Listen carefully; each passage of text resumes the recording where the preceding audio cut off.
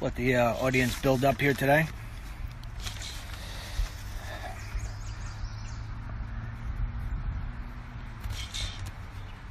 See how it goes. Let me know if you could hear me. See, I don't see any comments. Oh, there we go. All right, we'll let the audience build up. I'm a little bit late here today. We're having some internet issues here at the estate. I don't even know what to call this thing.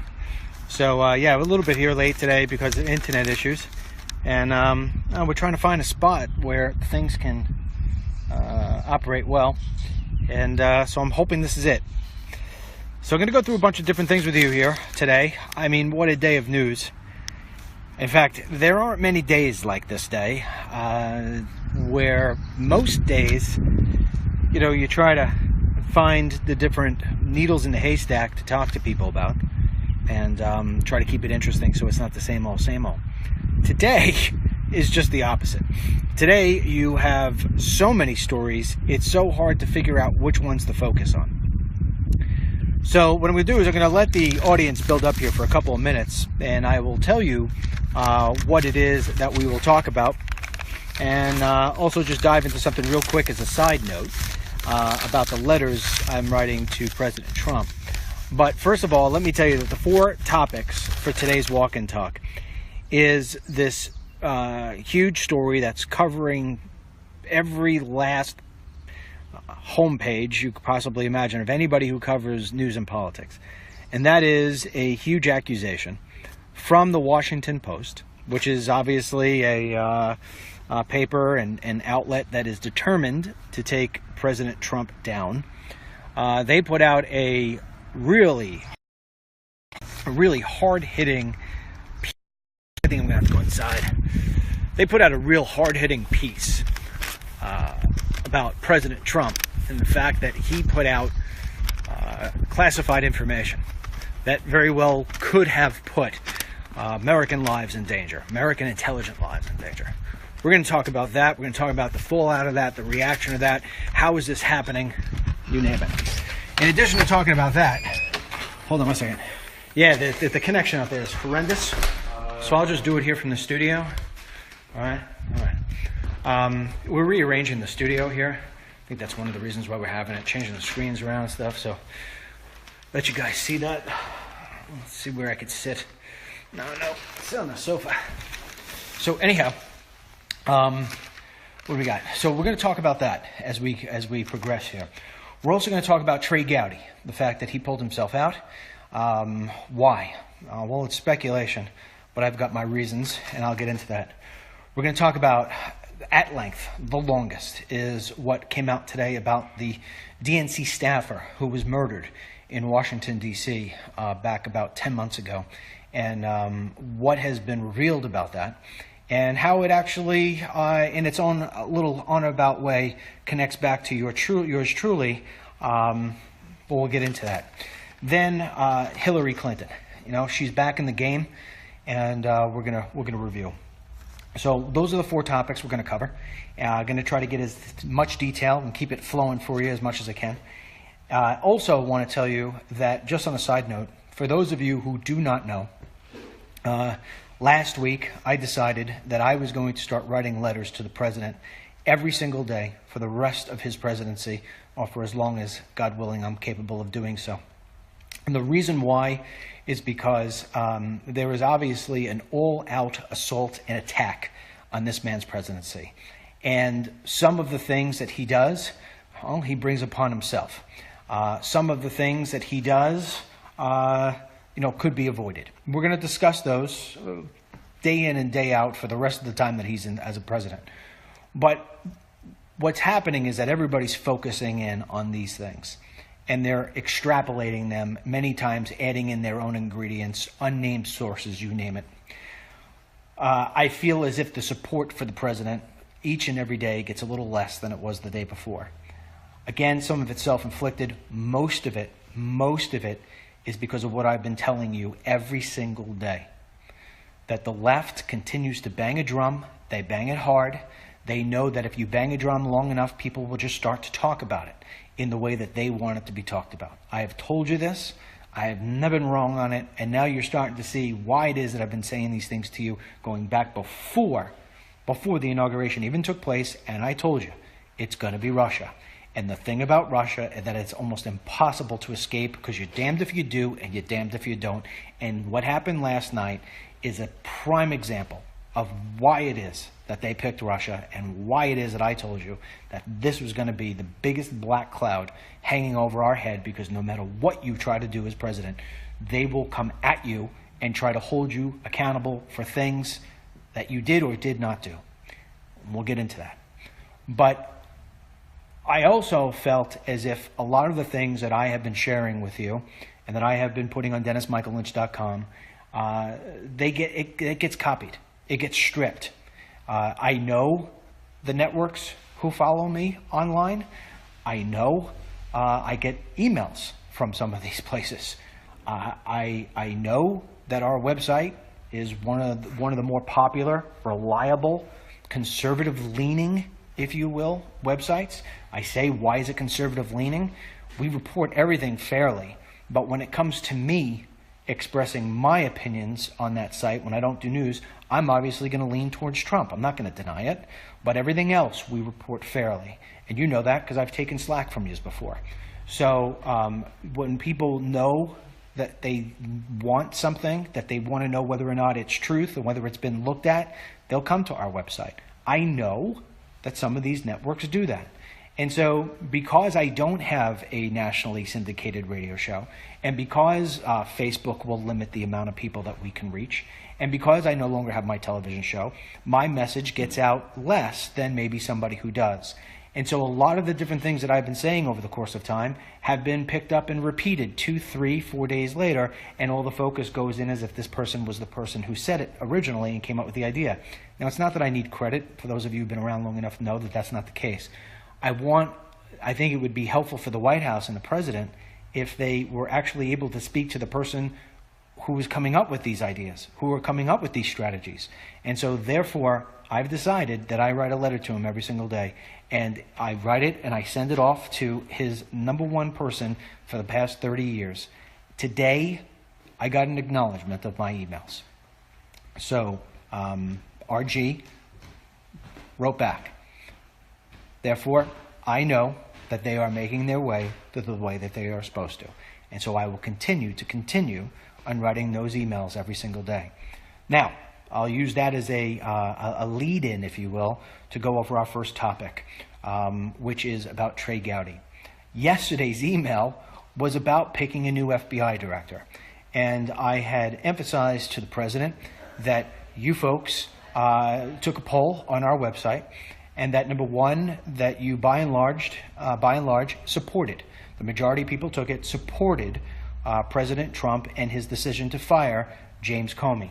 Now, that being the case, it's important to note that poll was pretty balanced in the sense that there was a far left leaning website, or if you want to call it a Twitter page, that has 1 million followers, just below 1 million followers. And they put out the poll to try to get all their lefties to come in and vote against Trump. Even so, it still came out to be the 55% of the people supported Comey. That says the firing of Comey. That says a lot.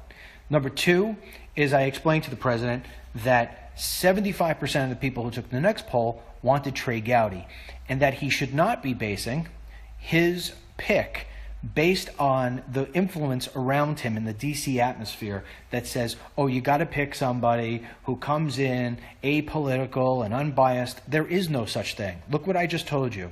We're a very reliable website for delivering news and what's going on. If it's pro-Trump, anti-Trump, whatever it may be, we deliver it. At the same time, I'm not going to lie to you, I have a bias towards Trump, and I had a bias against Obama. Why lie? Why pretend as if people don't have their own biases and their own political beliefs? It's crazy. It's crazy to think that we're going to be able to hire a robot for the FBI. Even a robot is programmed by somebody. So to that degree, I felt as if it should be the best person or the best female, best male for the job of leading the FBI. And my feeling was, and I just voiced my opinion because it coincides with yours, 75% of the people who took that poll wanted Trey Gowdy. Now, in a shocking move, unless you start to peel back and you think maybe why, it doesn't become so shocking. Why would Trey Gowdy pull himself out of the run? Because that's what he did yesterday. Yesterday, with all the stuff that's been going on, he met with Jeff Sessions and told Jeff Sessions that he doesn't believe he would be the right person for that job, and that he does believe that the right person will eventually emerge. That is ridiculous to think that Trey Gowdy is not the right person for that job. That is ridiculous. That man is a truth seeker. He is a good leader. He doesn't take any BS from anybody. He's got a prosecutor's background. He knows how to conduct investigations. He was perfect for it. Perfect for it. Plus, he leaves many of us, and again speaking biasly, he leaves many of us who feel as if the left is always doing something that has some sort of wrongdoing, and I think that comes back from all the Hillary Clinton, Bill Clinton, Barack Obama episodes we've had to live through, that it would feel a little better if we had a guy like Trey Gowdy in there. Okay. Trey Gowdy removing himself. Why? Complete speculation. Complete speculation. But I had a woman send me an email yesterday, which I think was perfect. She said, why would Trey Gowdy want to take his name, his reputation, and his career, which, believe it or not, is still on the upswing, why would he want to do it and soil it by going to work for the Trump administration? It's a very interesting thing to say, because the Trump administration and the White House is really in trouble right now.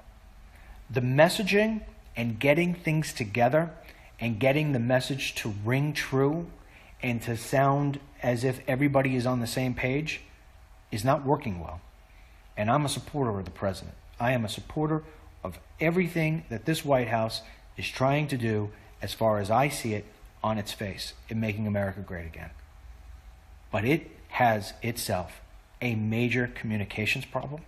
It has itself a major PR problem, and it has a leak. It has a tremendous leak. And the president was begging FBI and begging Comey to please investigate where that leak was. And it basically fell on deaf ears.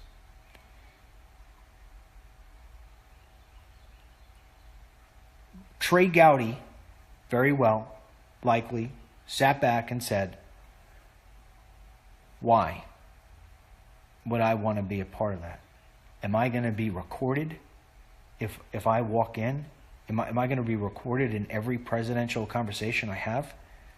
And so he looked at this and he backed off. Now, this is why I say to you, sometimes the president creates self-inflicted wounds. Odds are the president didn't tape Comey. Odds are that Comey said what he said to the president. You're not under investigation. Don't worry, Mr. President. La-di-da-di-da-di-da-di-da-di. That's giving me a headache. You know, probably what he said. And then he denied it on the outside, because Comey talks out of both sides of his mouth. And so the president felt as if, once again, he was getting attacked. And so he put out a tweet that he really shouldn't have put out, because he put out a tweet that didn't come out presidential. It came out causing him more problems than he realized. And this is where I have to say that the biggest mistake is taking place in the White House. You cannot be the president and make gut reaction calls like you did when you were a celebrity. What makes for good headlines in a celebrity format doesn't make for good headlines when you're the president. And by now, we should have learned this already. And this is where I thought that Ivanka Trump was going to add value. And obviously, she's not. I thought that Ivanka Trump would add value to say, Dad, listen, let me be that sounding board before you go sending off any of these tweets. And if Ivanka Trump thought that that was a smart tweet to send, they really don't have enough political savvy in that White House. They really don't have enough people figuring out how all the dots will wind up connecting. Because that single tweet, which was basically Trump just saying, you're going to screw me? Don't screw me, and just maybe putting his emotions into place, that has now triggered off so many different issues. Now you combine on top of that the fact that everybody on the left, including the media, is out to get this guy. What's happening is small, little, tiny dots are becoming into a big, huge blemish. And it's getting hard. It's getting hard to work our way through the mire. So when you look at this thing that happened last night with Trump, when you look at this thing last night put out by the Washington Post, again, it's more unnamed sources. It's more White House officials who won't be named. It is prior White House officials. I can't tell you how many articles we have had to do in the last week to where we have had to write about unnamed sources being reported. It is endless. It is endless. And so the question becomes, how much can you trust this stuff? Is this just an absolute attack on Trump? Then you have to question yourself, who in heaven's name, if this is indeed true, who in heaven's name is giving this information to these reporters? Who's doing it? And so I want to break this part down here for you. According to the Washington Post, Trump revealed an ISIS plot in a city. By doing that, if he did do that, if the report is correct, the problem with that is that he put American lives in danger. That he took somebody who has now embedded themselves within ISIS, who has gotten the trust of ISIS, and is reporting back to intelligence. He just blew their cover. So that is really problematic. Really problematic. That's what the Post is reporting. But the president and everybody who's in that meeting, Tillerson, McCaster, this other one, who's this other one? Powell, they're all saying it didn't happen. That stuff wasn't said. And you have to think for the moment, or you have to hope for the moment,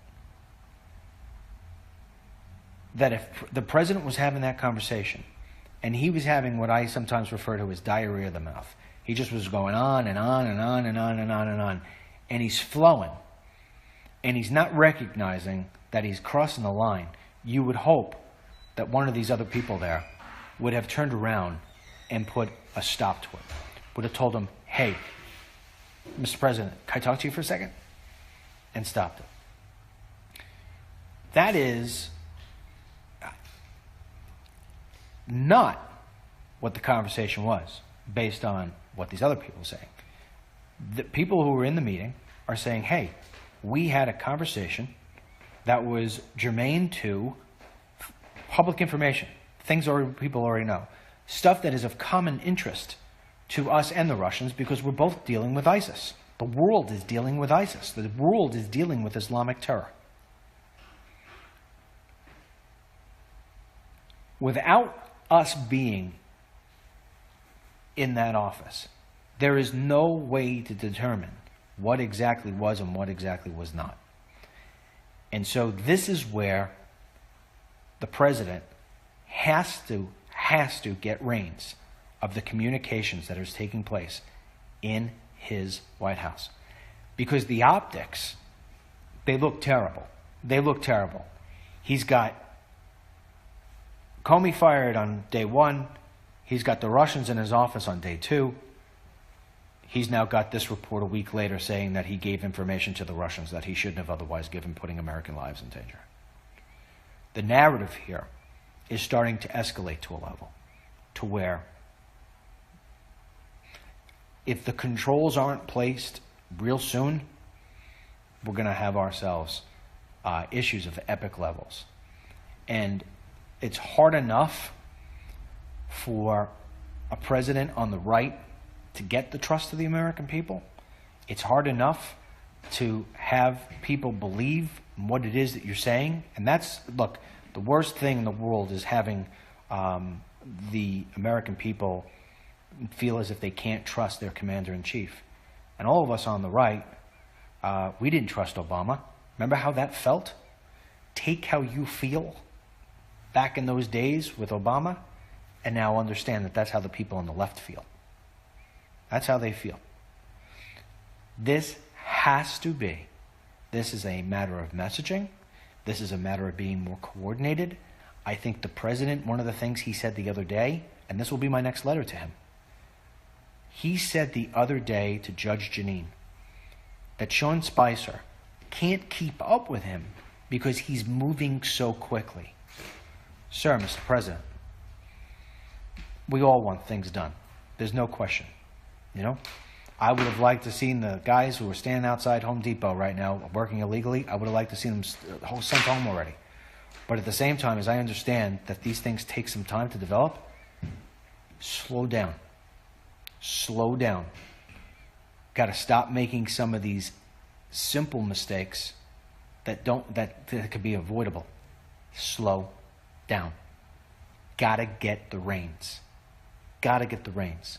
Because this is, at this point, spiraling out of control. And for those of you who have been following me for a long time, you know that I have said in the past that it's all about the messaging. It's all about not putting out things that are going to come back long term to bite us in the buttocks. It's got to be a little bit more strategic and a little less gunslinging, just pull out whatever it is and I'm going to deal directly with the American people. We want to deal directly with you. But what we don't want to be doing is dealing with these distractions. Because what's happening, and what will continue to happen, is that the great things that are taking place, they're not getting highlighted because this stuff is making it to the front page everywhere. Now, I'll give you a prime example. Ann Coulter, who I'm no fan of. Ann Coulter is saying that maybe the people that were concerned about Trump were right. Where's the massive negotiator? Where's the wall? She keeps on complaining about where this frickin' wall is. First of all, I know many of you want the wall, and that's okay. I get it. You haven't spent the amount of time in this particular topic and issue that I have, and many other people who are very, very, very in the know about this particular thing. The wall doesn't stop visa overstays. The wall doesn't stop the people in front of Home Depot right now. The wall will not stop the drugs coming into this country as you know it. The wall will not make America great again. The wall is a nice to have. It's like having a great belt on your brand new pants, okay? But you could still wear the pants without the belt. I mean, that's the easiest way I could put it down. What's more important, the belt or the pants? The pants. The problem here is if we take the incentive away from the legals, they won't be here, no matter how they come in. We're not doing that yet. She sits here and takes the fact that a wall's not up yet. This is somebody from the right, and she's attacking him now. She's attacking him. Okay? This is the sort of stuff that he has to deal with on a daily basis, in and out. In and out. I can't remember why I was saying that, Harlan. Do you remember why I was saying that? Harlan's fixing the cameras. Changing this whole place all around. Remember what I was saying? You weren't paying attention. Harlan went to the store to go... Control the messaging. Yeah. Control the messaging? I don't remember why I was saying that. I was looking at you doing the level I lost my train of thought. No, it's fine. No, do what you gotta do. Do what you gotta do.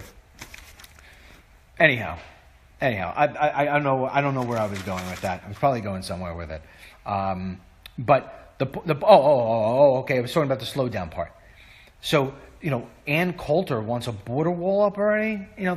He has to drown that crap out. He has to go back to what's realistic. President Trump, Ann Coulter's never built a building before. Ann Coulter's never built a business before. You have, I have. You know that if you're going to build a building on Park Avenue, and it's going to be the biggest skyscraper in the city, that before you're even going to put the first pylon in, before the first cement truck comes down the block, you got to go through bids, and you got to go through permits, and you got to go through public hearings, and you're going to go through 50 different hurdles by different lawyers who aren't going to want your stuff. It's going to take years to build that building, to even start the building of that building. And then when you start the building of the building, you're going to need how many inspections? How many times are we going to have to stop because of hot weather or because of frigid weather and the guys can't work or the gals can't work in those days? You know and I know, Mr. President, that this sort of thing takes forever to make the biggest building. Look how long it took to replace the Twin Towers. Slow down. As if we were building the most majestic building in the world. The reward will be worth it. We're not telling you to go to sleep. We're not telling you to go play golf like Obama did. I'm not talking about your kind of golf where you try to take a prime minister out and do deals with the country. I'm talking about, we know you're not lazy. Slow down a little bit with the messaging. Slow down. Don't make it so this way Sean Spicer can't catch up to you. Don't make it to where the fact that you're moving so many components so quickly and you're tweeting things out so quickly that you haven't had enough time to think them out. I was listening this morning as we were driving into work. I was listening to Fox and Friends and my buddy Brian Kilmeade. And while we were there driving, my daughter was driving. I'm listening to Brian speak. They're talking about this whole thing. And as we're there and I'm on my laptop, sending up things for the writers for DennisMichaelLynch.com, Brian Kilmeade says, President just tweeted. And the first part of the tweet had a ... which means that the second part's coming. And Brian Kilmeade, who knows the president, and I know the president likes him, said, Mr. President, before you send out that second tweet, I hope you're going to have somebody else look at it. This is somebody who knows the president, who the president likes and respects, who gives interviews to all the time, and even he's telling him, live on air, please make sure somebody else looks at it. And so I'm not here scolding. I'm here trying to tell you that the other team is stealing the playbook. And the other team is coming in to take pictures of what it is that we're doing in our locker room. Lock the doors. Slow it down. Now, I don't know if we're ever going to come up with the truth of what was said and what was not said inside that meeting with the Russian diplomats, the Russian officials. I'm going to take the president and Tillerson and McMaster, I'm going to take them all at their word. I'm going to believe that the president of the United States would never, ever even slip in revealing classified intelligence information with anyone, knowing the fact that that can put operations and Americans at risk. Never. Come on. He may be a little loosey-goosey with some of his tweets, but he's not going to put people's lives at risk. I just don't believe that. This is just another layer on, another lay-on top of everything else that the press and the left are trying to get accomplished. And that is to take this guy down. That's it. And believe me when I tell you, they think he can be taken down. Perfect case in point is Hillary Clinton. Hillary Clinton yesterday came out with a tweet that she has now officially started a new PAC, a new organization. It's a resistance organization. She's trying to lead this new resistance against Trump. She sees an opening. And she never quits, this woman. You could hate her as much as you want. The one thing you gotta give her, There's no quitting her. In her brain, she believes that there's an opening for her in 2020. She does. And we put up a poll this morning, and you guys disagree with me on this one. So far, we asked you, do you think Hillary will try to run for president again in 2020? 50% of you said no. 32% of you said yes. Almost 18% said they were uncertain. Maybe she won't run, but she's thinking about it. And I'll tell you why she's thinking about it. And this is how you connect the dots. You want to talk about first inning, ninth inning thinking? She sits back there and she looks at the troubles that Trump is having. She looks back and she sees how it is that the media is covering this guy. And she knows better than anybody about how it is the media covers things. And she knows that the media on Trump is only going to get worse. And I've said this to you how many times? You think it's bad now? You wait. It's a matter of time before they try to impeach him. That's coming up next. There's a very short time before they try to impeach this guy. So when you've got Hillary Clinton, she knows all this stuff. She knows how this works. She knows that they're going to layer on to him. And she knows that if he can't get certain things done, that there is going to be this unbelievable opening for somebody to try to come in and win that next election. She has already been vetted. I mean, my goodness, she's been vetted. There are no more WikiLeaks to come out. There is no more email server to come out. They've hit Benghazi to the nth degree. She has survived it all. How, I don't know. But she has survived it all. There's no more vetting. So she walks in to 2020 knowing the fact that there's not going to be any gotcha. And then in addition to that, she looks at the list of Democrats. She knows that there's nobody. There's no A player. Michelle Obama already says she ain't going to run. There's no A player. She sees the wide opening there. Now, whether the DNC would actually support her is a different story. But she says, and she's got a fair argument. Hey, I won the popular vote last time. Are you kidding me? We go back out again. We work a little harder in Pennsylvania. We work a little harder in Florida. And on top of that, she thinks that Trump is working hard with her. You know, that he's stumbling and rumbling and all this other different stuff. She sees it as being a layup. If you don't see her seeing that, and so she sits back and she says, what can I do to get the attention of people? Just can't come out back as Hillary.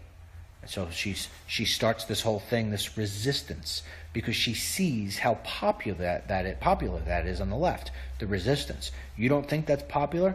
You take somebody like MSNBC, you take Rachel Maddow, who has absolutely no credibility, who's as hard to look at as she is to listen to, with all of her facial expressions about the president. She's killing it in the ratings. Killing it. MSNBC last week was taking down Fox a couple of times. Killing it. And especially in the demo that matters most, 25 to 54. What does that mean?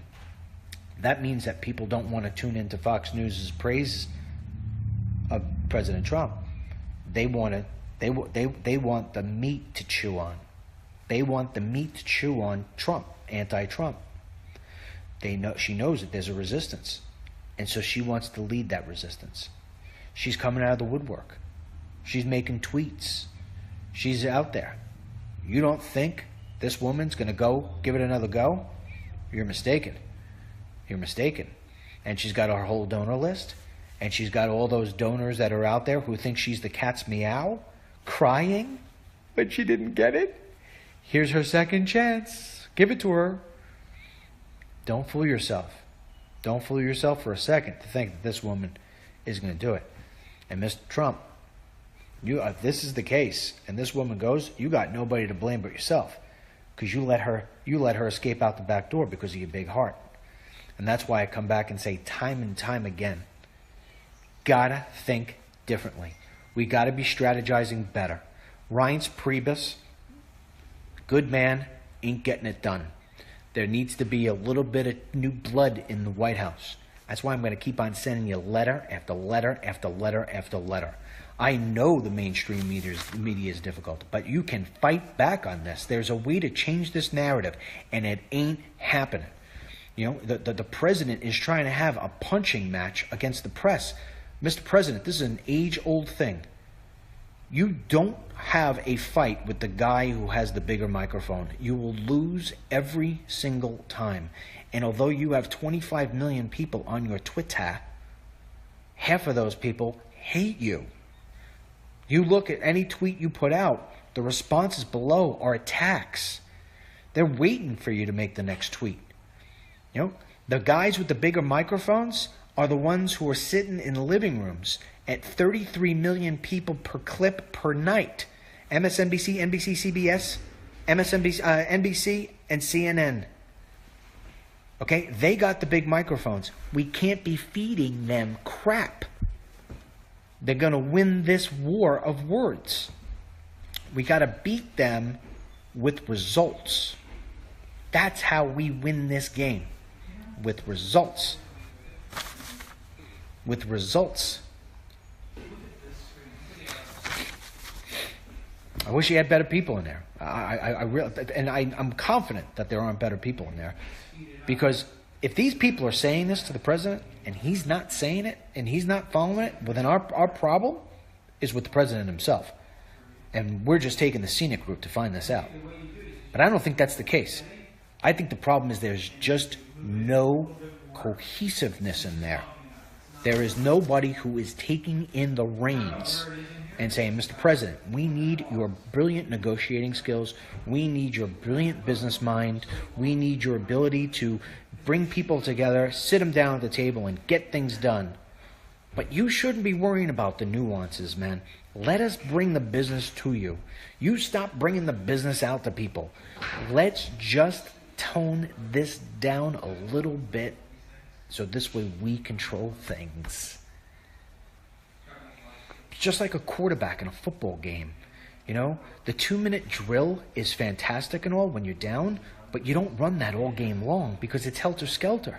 You slow a great quarterback like Tom Brady slows the game down to his pace. He controls the pace, Tom Brady. He never lets the clock play him. He never lets the other team set his pace. He sets the tone. He calls the cadence. He makes the plays about what's going to take place based on what he sees. He controls it. That's why he's got all these Super Bowl rings. And he can come back. When it's time to rush down the field, he does it. But he doesn't do it all game long. Slow it down. Now, that said, I'm going to shift into our last thing here with a topic that's just unbelievable.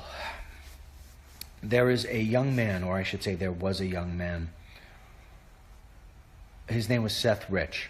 He worked for the DNC.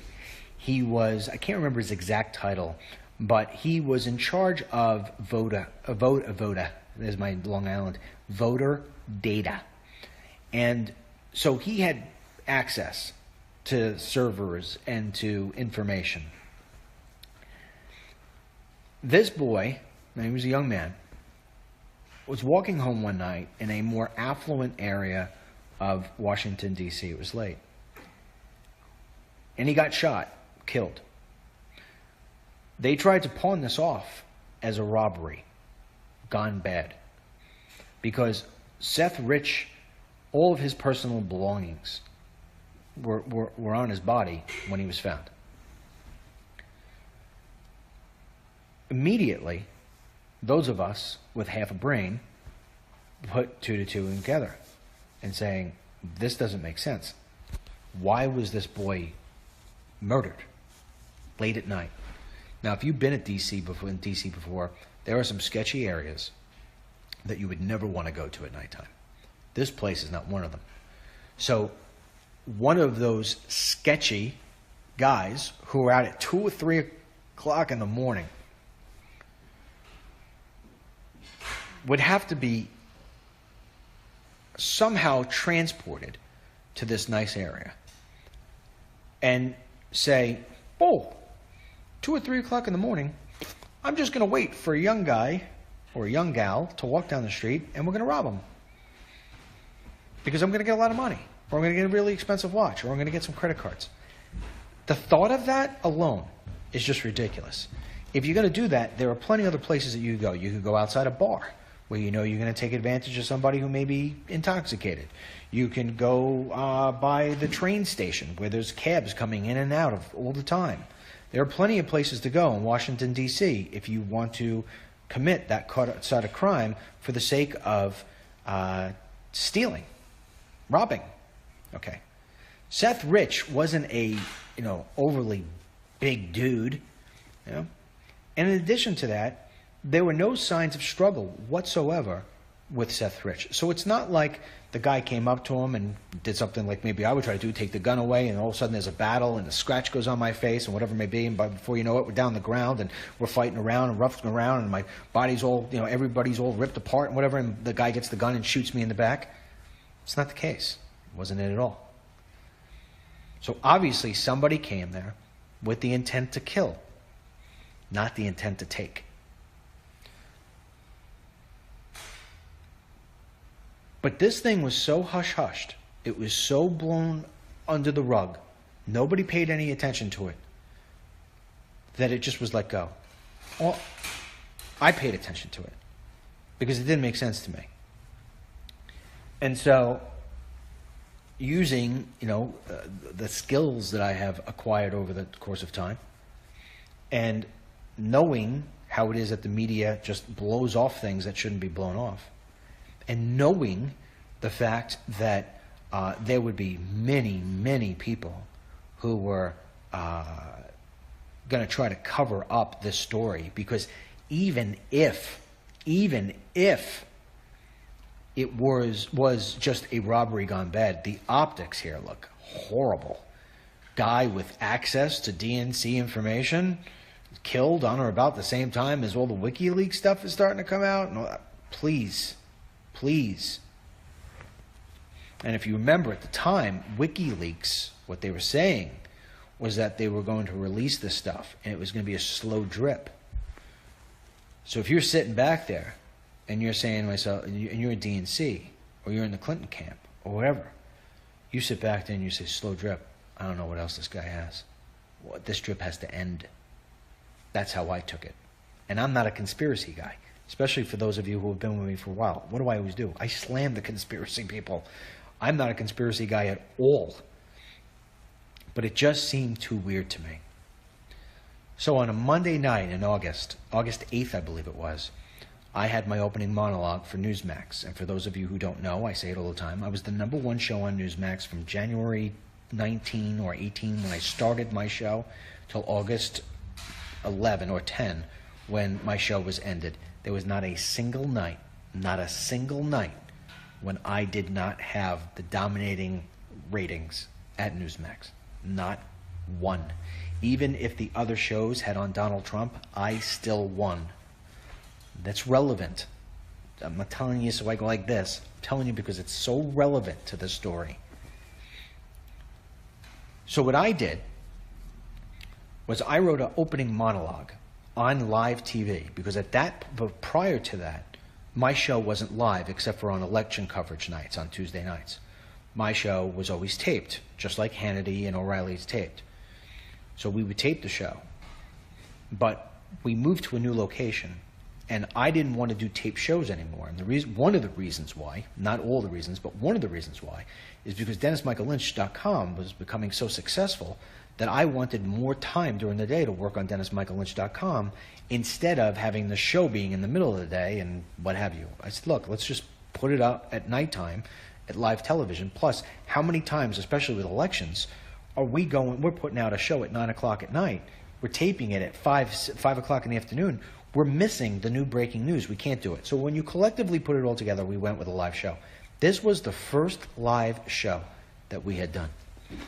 I did my opening monologue, my unfiltered, that was the name of the show, Unfiltered, my Dennis Michael Lynch unfiltered monologue, and where I talk about the death of this young man, Seth Rich.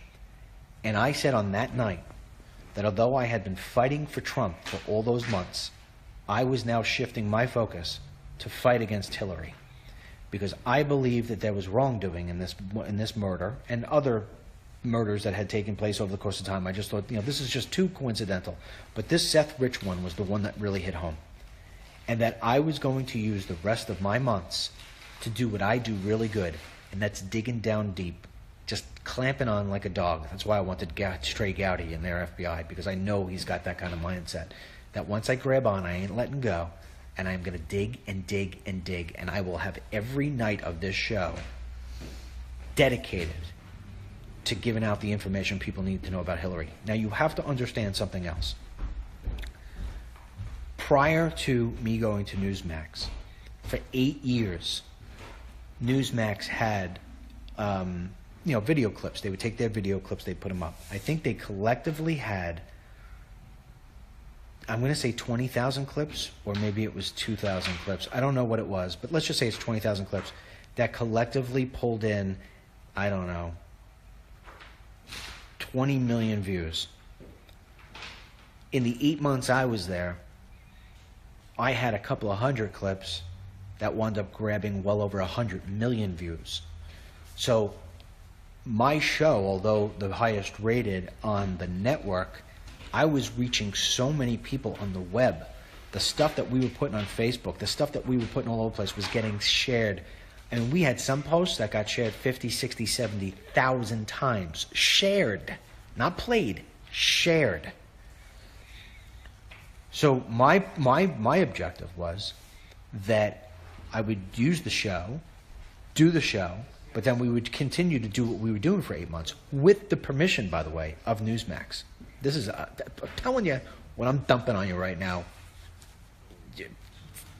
I haven't ever given this story at this length. We used to cut up the show and put it up on Facebook, and we put it on my page. Well, at one point, because they saw how popular it was getting, I was told you can't do that anymore. Put up the whole, you can't do that anymore. So what do you want me to do? Well, put up the whole show and put it up on our page. I said, you don't have the reach. It's not. Why would you do that for? We need to break these up into little tiny clips. I got to put them into little tiny clips. So they resisted.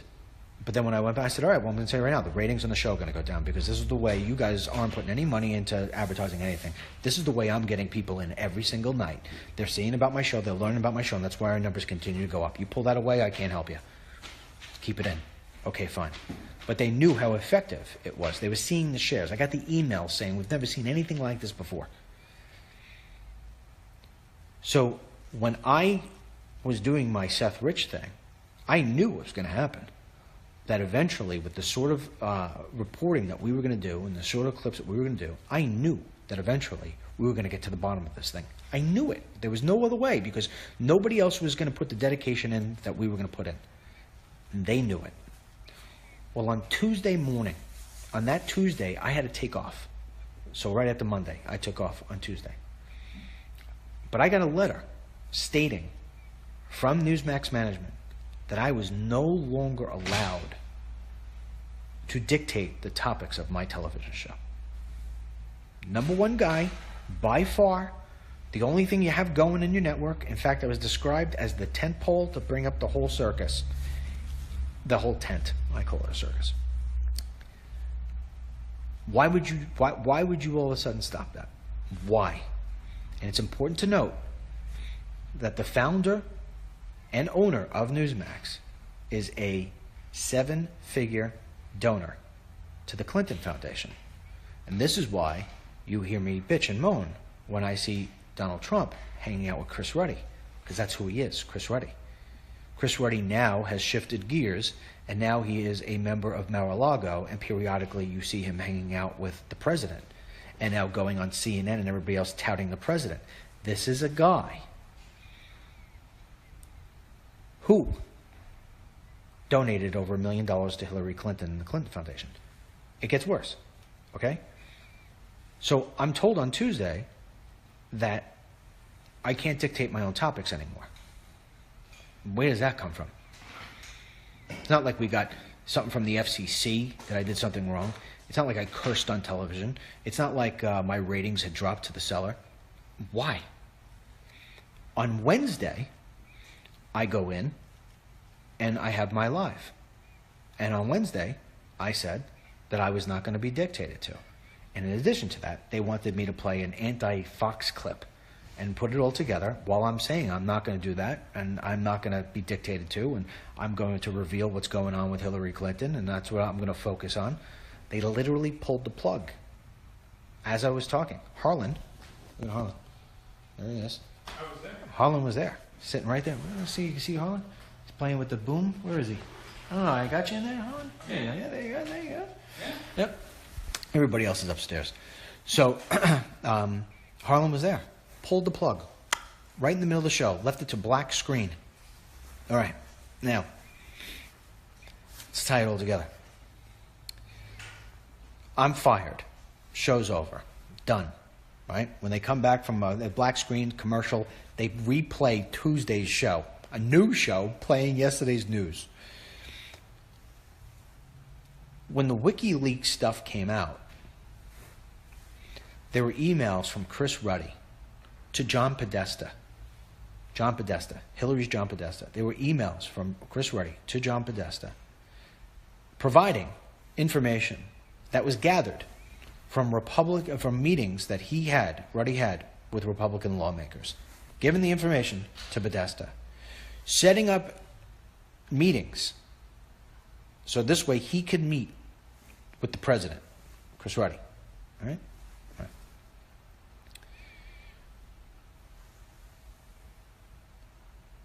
Vince Foster.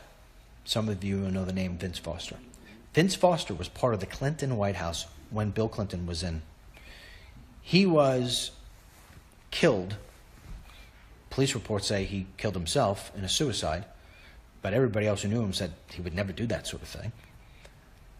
Chris Ruddy, back when he was a reporter, this is going back years ago, obviously in the 90s, he believed that there was foul play, and he believed the Clintons were behind it all. Guy wrote a book. Guy was doing speeches. You could look it up on YouTube.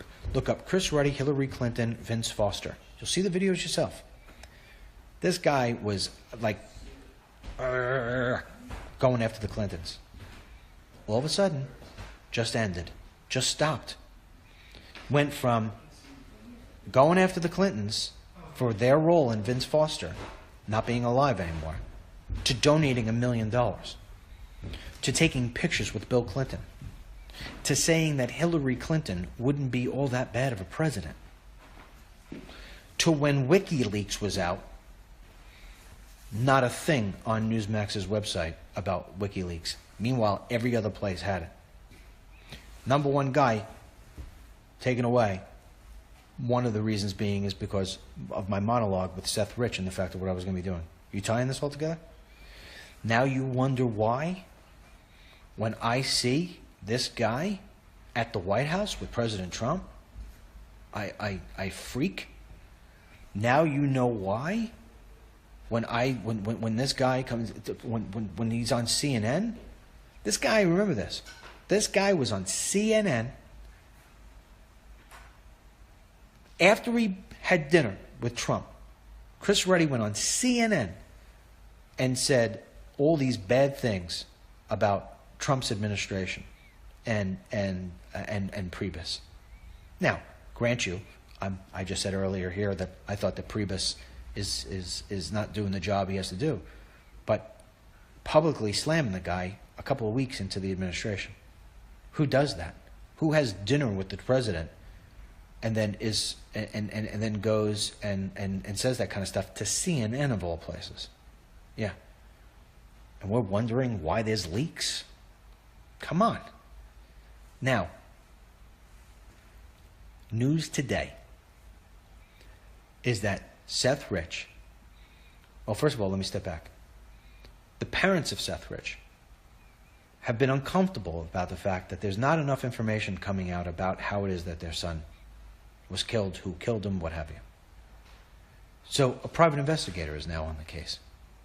A private investigator has now found that Seth Rich's laptop, he was having communications back and forth with WikiLeaks.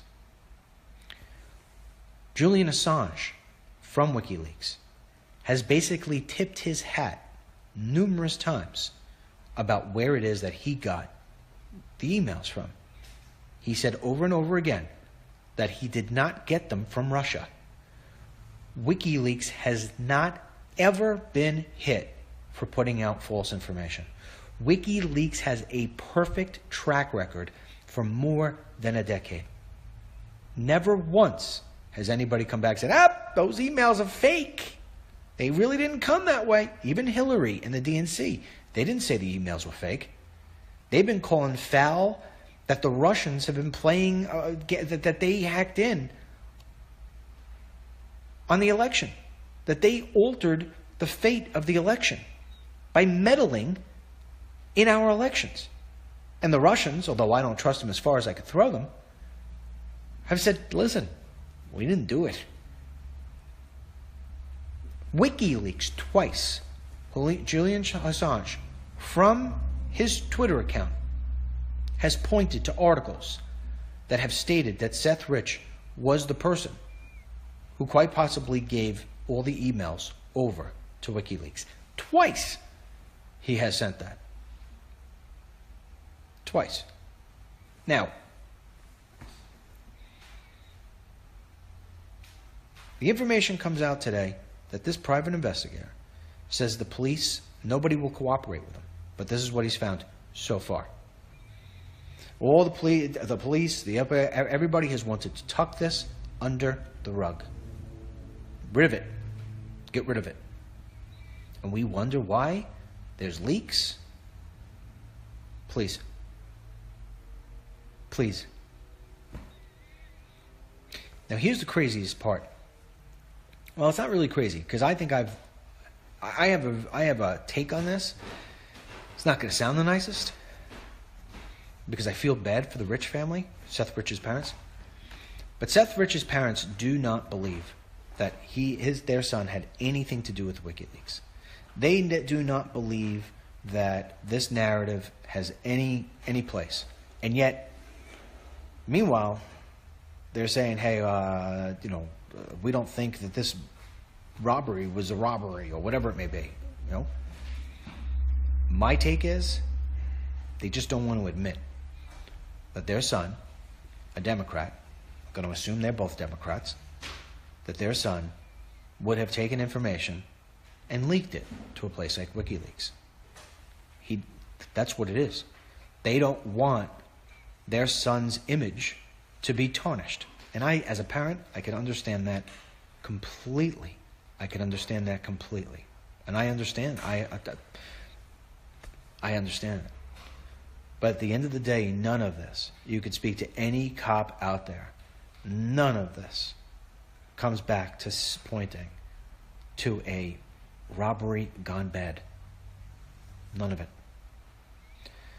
And so you have to question yourself when you put all these pieces together, all of them together, as I have just outlined it to you, not leaving one thing, not one stone unturned. There's nothing I emphasized to try to bring home a point.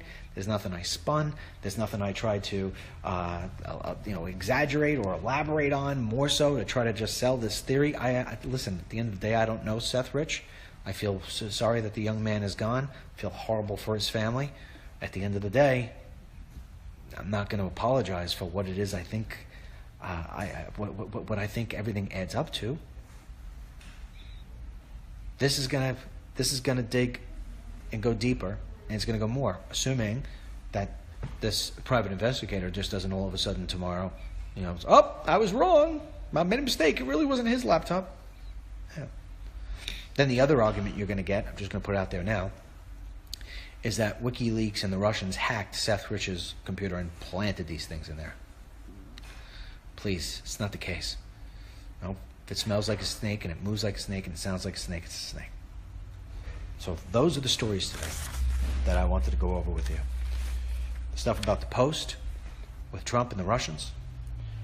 Why Gowdy will not be the next FBI director. Hillary, 2020. And Seth. And the fact that I did get correspondence back from one of Trump's #1 people about they are getting the letters. And I will continue to write them. So do us a favor. It's a crazy news day. I got to jump off. I got to get back. Got to start helping Harlan creating the new studio here. One of the things we are doing, my daughter's upstairs right now. She's working on all the logos. We're trying to come up with a new logo for DML Daily, and she's got a whole bunch of different concepts that we put together. Her assignment is due today, and we're going to put them up tomorrow. We're going to ask you to please vote on which one you like best. This is the logo that will be at the bottom of the screen when we're doing our TV stuff. It will also be, I know all of you all ask me all the time, we need hats, we need shirts. Well, there's a reason why I haven't put it out there yet, because we're waiting for that. So that's that, and it's a busy news day. So for those of you who have continued to donate to us, we appreciate it. The people who go to DennisMichaelLynch.com/donate and donate, we appreciate it in a big way. If you can't donate, the way you do help us is that you go and you read our articles. The more people visit our website, the better we do, the more we could do. So I appreciate it in a big way. You know, and it's not just about the ads.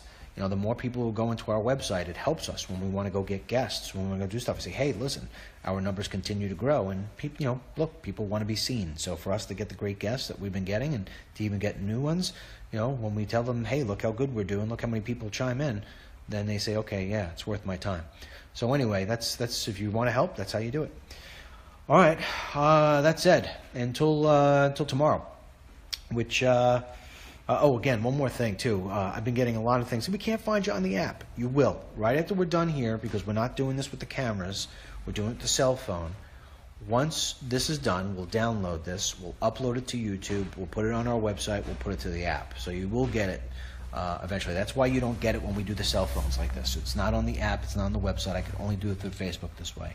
As far as tomorrow goes, I'm not sure if it's going to be myself or Harlan. Odds are it will probably be me from the same place here. And that's that, all right? And we are building everything here. As you can see, we're trying to set everything up again perfectly, everything we learned the first go-around in our pilots. And, you know, we think that by the end of May, beginning of June, we should be able to be back in full swing Monday to Friday with 3 shows, The Walk and Talk, The Truth, and Harlan on the Hill. And we'll start building out from there.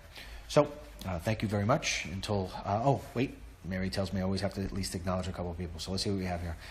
Peggy says, thank you for today's walk and talk. Very informative. God bless you and Harlan and your families. Take care until tomorrow. Thank you. Iris said, please be safe. Yeah, all right. Sharon says, I remember that. The devil's in the details. Yes, Sharon, it is.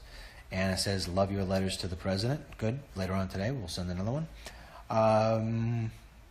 What do we have? Joanne says, I had to install the app 4 times and uninstall it. Well, I don't know why. You shouldn't have to do that, but it's never a bad thing to do. Once in a while, download it, a new, fresh version. There is another side, Hillary within the FBI, too. Yeah, it's all dirty in the cesspool there, isn't it? All right. Really hope we get to the bottom of this corruption, but so many in the swamp. One guy can't do it all. You know, one guy can't do it all. So you just got to keep on trying to get as many results as we can. All right. Alrighty, I'm going to cancel it at that one. I got to get going. All right. So anyhow, until tomorrow. May God bless you. May God bless our troops. May God bless the president and these United States. And may God bless the family of Seth Rich. All right. Over and out.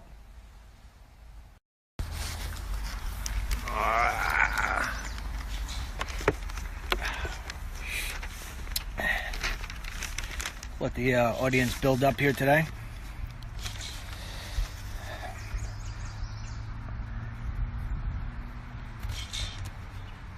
See how it goes. Let me know if you could hear me. See, I don't see any comments. Oh, there we go. There we go. There we go. All right, we'll let the audience build up. I'm a little bit late here today. We're having some internet issues here at the estate. I don't even know what to call this thing. So yeah, we're a little bit here late today because of internet issues, and we're trying to find a spot where things can operate well, and so I'm hoping this is it. So I'm going to go through a bunch of different things with you here today. I mean, what a day of news. In fact, there aren't many days like this day, where most days, you know, you try to find the different needles in the haystack to talk to people about, and try to keep it interesting so it's not the same old, same old. Today is just the opposite. Today you have so many stories, it's so hard to figure out which ones to focus on. So what I'm going to do is I'm going to let the audience build up here for a couple of minutes, and I will tell you what it is that we will talk about, and also just dive into something real quick as a side note about the letters I'm writing to President Trump. But first of all, let me tell you that the 4 topics for today's Walk and Talk is this huge story that's covering every last homepage you could possibly imagine of anybody who covers news and politics. And that is a huge accusation from the Washington Post. I know the networks who follow me online. I know I get emails from some of these places. I know that our website is one of the more popular, reliable, conservative-leaning, if you will, websites. I say, why is it conservative-leaning? We report everything fairly, but when it comes to me expressing my opinions on that site, when I don't do news, I'm obviously going to lean towards Trump. I'm not going to deny it, but everything else we report fairly. And you know that because I've taken slack from you before. So when people know that they want something, that they want to know whether or not it's truth or whether it's been looked at, they'll come to our website. I know that some of these networks do that. And so because I don't have a nationally syndicated radio show, and because Facebook will limit the amount of people that we can reach, and because I no longer have my television show, my message gets out less than maybe somebody who does. And so a lot of the different things that I've been saying over the course of time have been picked up and repeated 2, 3, 4 days later, and all the focus goes in as if this person was the person who said it originally and came up with the idea. Now, it's not that I need credit. For those of you who've been around long enough to know that that's not the case. I think it would be helpful for the White House and the president if they were actually able to speak to the person who was coming up with these ideas, who were coming up with these strategies. And so therefore, I've decided that I write a letter to him every single day. And I write it and I send it off to his #1 person for the past 30 years. Today, I got an acknowledgement of my emails. So RG wrote back. Therefore, I know that they are making their way to the way that they are supposed to. And so I will continue on writing those emails every single day.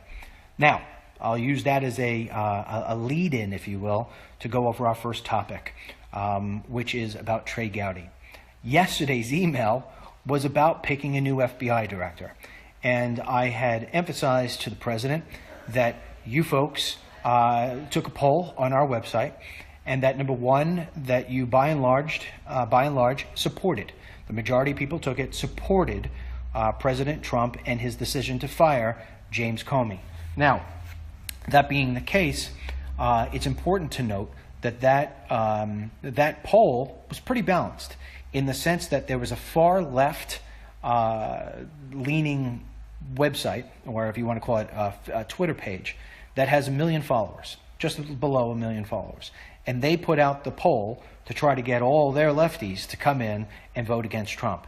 Even so, it still came out to be the 55% of the people supported Comey. That says the firing of Comey. That says a lot. #2 is I explained to the president that 75% of the people who took the next poll wanted Trey Gowdy, and that he should not be basing his pick based on the influence around him in the DC atmosphere that says, oh, you got to pick somebody who comes in apolitical and unbiased. There is no such thing. Look what I just told you. We're a very reliable website for delivering news and what's going on. If it's pro-Trump, anti-Trump, whatever it may be, we deliver it. At the same time, I'm not going to lie to you, I have a bias towards Trump, and I had a bias against Obama. Why lie? Why pretend as if people don't have their own biases and their own political beliefs? It's crazy. It's crazy to think that we're going to be able to hire a robot for the FBI. Even a robot is programmed by somebody. So to that degree, I felt as if it should be the best person or the best female, best male for the job of leading the FBI. And my feeling that I was going to start writing letters to the president every single day for the rest of his presidency, or for as long as, God willing, I'm capable of doing so. And the reason why is because there is obviously an all-out assault and attack on this man's presidency. And some of the things that he does, well, he brings upon himself. Some of the things that he does, could be avoided. We're going to discuss those day in and day out for the rest of the time that he's in as a president. But what's happening is that everybody's focusing in on these things, and they're extrapolating them, many times adding in their own ingredients, unnamed sources, you name it. I feel as if the support for the president each and every day gets a little less than it was the day before. Again, some of it's self-inflicted. Most of it is because of what I've been telling you every single day. That the left continues to bang a drum. They bang it hard. They know that if you bang a drum long enough, people will just start to talk about it in the way that they want it to be talked about. I have told you this. I have never been wrong on it. And now you're starting to see why it is that I've been saying these things to you going back before the inauguration even took place. And I told you, it's going to be Russia.